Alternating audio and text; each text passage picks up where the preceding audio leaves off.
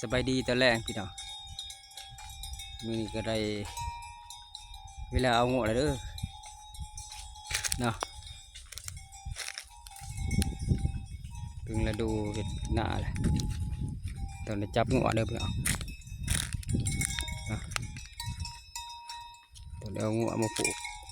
มือเลี้ยง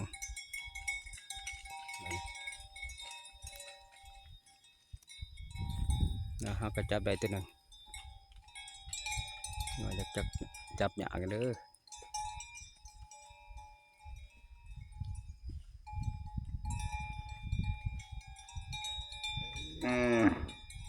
มาปล่อยด้วยลายเอาหยาก